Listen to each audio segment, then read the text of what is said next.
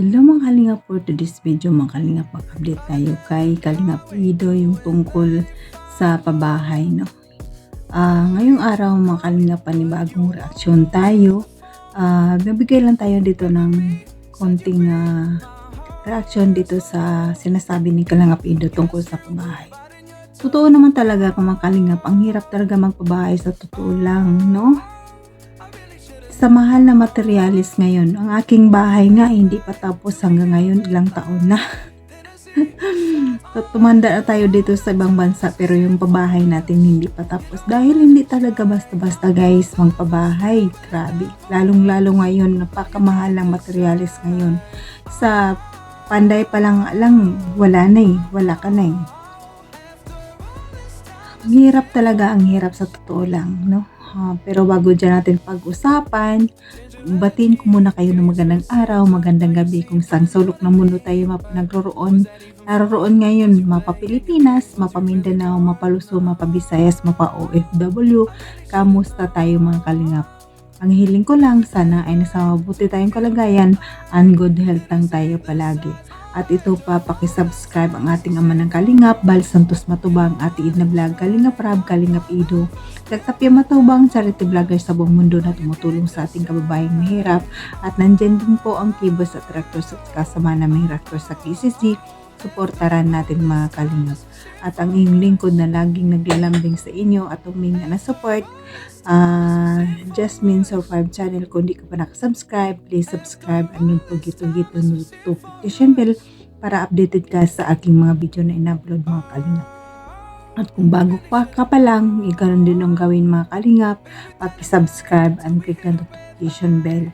At ito pa mga kalingap, paki-share naman and like ang aking video mga kalingap para laking tulong din ito sa aking channel. Palit pa yung aking channel mga kalingap, please naman paki-support kung pwede lang mga kalingap. At nandyan ang ating mga kalingap partners, supportaran natin mga kalingap at ipanood din natin ang kanilang mga video. At tara na mga kalingap, bago tayo magbigay ng komento at kuro-kuro at reaksyon dito, panoorin natin mabuti para alam natin talaga kung ano ang nilalaman ng video na ito. Tara, let's go. Samahan niyo ko. 1, 2, 3, go! Guys, yun nga, pag-usapan natin guys yung kung bakit ganun ang naging sitwasyon sa vlog. Kasi po, yun nga, hindi talaga natin maiwasan yung na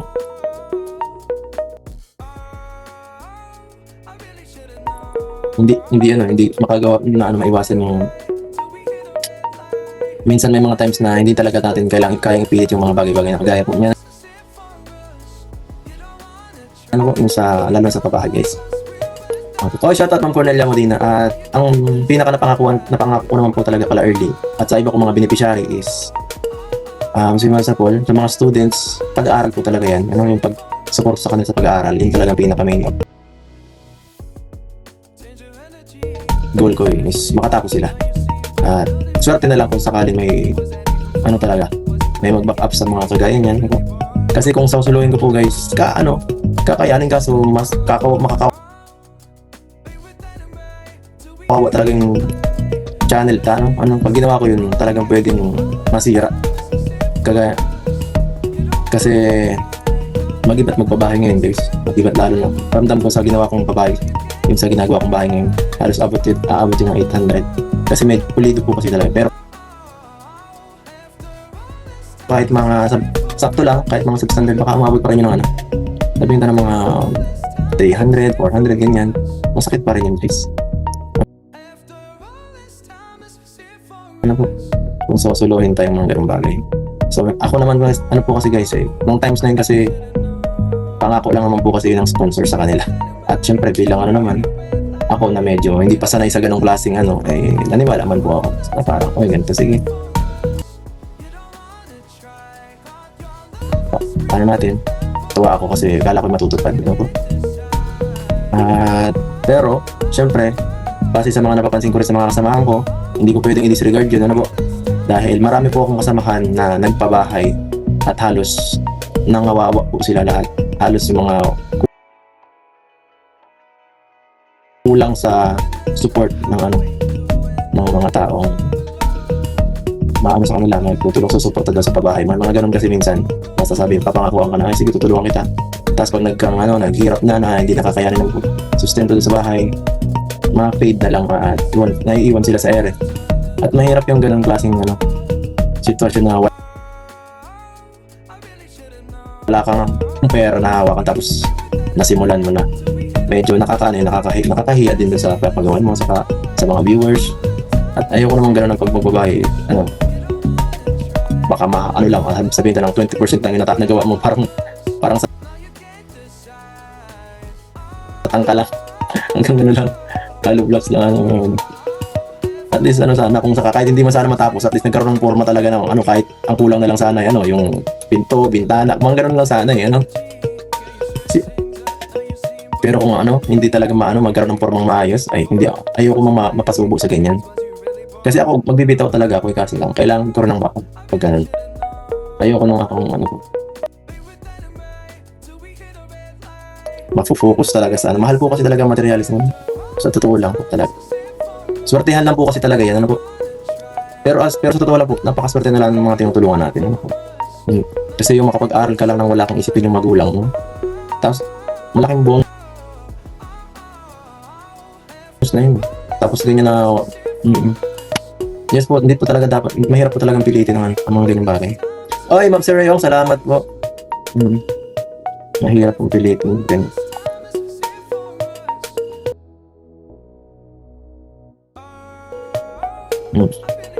Hindi ko po yun itinano. Kapag po yun yung mga palipalag yung mga tulong. Hindi ko po yun sinisisi. Wala po akong sinisisi. Sino pong sinisi ko sa sinabi ko? Sabi ko, hindi po natin kayang ibigay yung ganun. At yung mga pakulay pong yan, 60% po sa atin. 40%. Minsan 50-50 pa kaya sa pakulay. So kung magbigay kang 5,000, 50 sa YouTube, 50 sa atin. Tapos papangayudo mo pa yung ganun. So sa mga walang alam po, ganun po ang sistema ng YouTube. At saka kung makikita niyo po naman pag-charity ko, kung nanonood po talaga kayo, mga sagot bashers dyan, take note, panoorin yung mga doon mga vlog natin. Para para ma-inform kayo ng mga ginagawa ko. Kasi kung papanoorin nyo lang po kasi yung mga vlog na masasaya lang, hindi nyo po talaga makikita minsan na tumutulong kasi minsan sponsored yun. Pero kung papanoorin nyo po talaga lahat, saka nyo na makikita yung pag-charity ko yun. Kasi may mga wala kasi talagang alam minsan na mahilig lang mag-bash.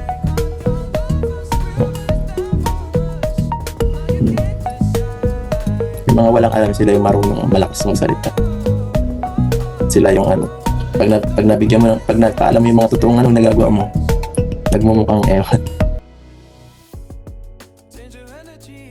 Pag nabigyan mo yung mga mo, pag nakita nila yung mga resibo, po? Oo.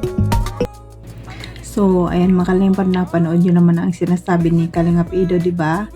Hindi talaga basta-basta magpabahay, guys. Hindi naman pwede na bara-barahin natin na substandard lang. Baka magaya sa bahay ni TQ yan. Kaya kailangan talaga bago ka magpagawa ng bahay, talagang siguraduhin mo talagang matibay.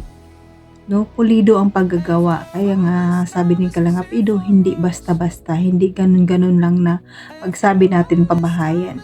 Mas maganda yung mag-aral muna kayo. Mas maganda nga yung nag-aaral kaysa bahay. Yung bahay, nandyan lang yan . Darating at darating yan. Kung makatapos kayo sa pag-aaral nyo, mas mahigit pa dun na pabahay ang itatamos sa inyo. Ay ibigay ipagkakaloob ng Lord sa inyo. Kasi kung ahasa lang tayo magbahay ng kalingap, syempre hindi basta-basta magbabahay. Kahit maliit lang na bahay ngayon, hindi lang 100 ang gastos, no? Napakahirap talaga magbabahay, mga kalingap. Ang aking bahay nga ay unti-unti lang, ilang taon na hindi pa tapos dahil nga talaga ang mahal ng materials at saka sa pa lang, sa panday pa lang na wala na yung pera natin. Kaya sa mga beneficiary na gusto magbabahay, mag-antay-antay lang at hindi naman yan minabadali ang babae. Dapat pinag-isipan talaga yun na mabuti. Ang kung ako sa inyo sa mga naghahangad ang babae na beneficiary at pinapaaral naman kayo, sa pag-aaral mo na lang itutuon ang lahat. Kasi kung makatapos ka sa pag-aaral mo, mas sigit pa ang bahay ang maitatamo mo dyan sa iyong pamilya. Mas malaki pa, no? Ika nga darating talaga dyan ang Panginoon, ang Diyos natin sa taas, siya ang kumikilos ng lahat. Ang gusto natin, mga pangarap natin, maabot natin yan. Tiwala lang tayo sa kanila, no? Kaya wag mamadaliin, no? Agree talaga ako sa sinabi ni Kalangapido na hindi basta magbabahay, no? Kasi siya nagpapatayo din siya ng bahay, diba? Ramdam niya yun ang hirap, no? Kaya kung may sponsor, mas okay. Kasi yung minsan yung sponsor nagsasabi na tutulungan kita, pero sa bandang huli, diba, titigil. Siyempre ang nagpapatayo sa inyo ng bahay ang kawawa, no?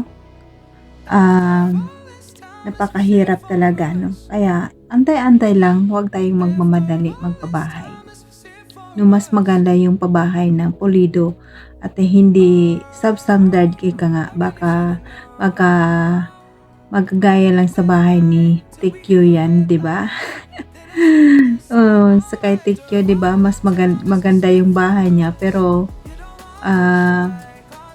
nabitak-bitak.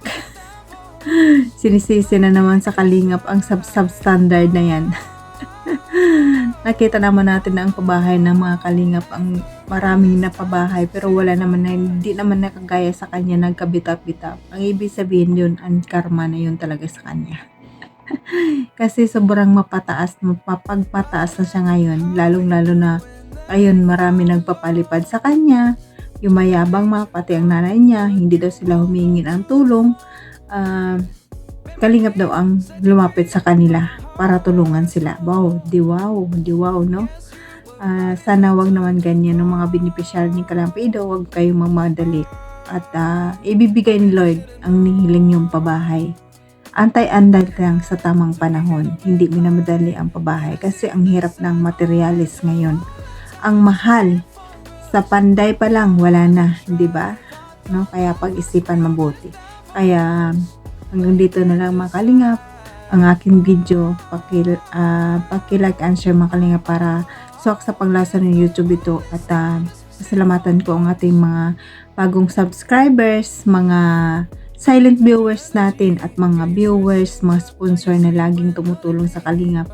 Maraming salamat sa inyo at nandyan si Kuya Bal, Ate Edna, Kalingap Rab, supportaran natin. At mga Kalingap partners natin, supportaran natin mga Kalingap. At hanggang dito na lang. God bless at all. God bless po Kalingap. Bye-bye!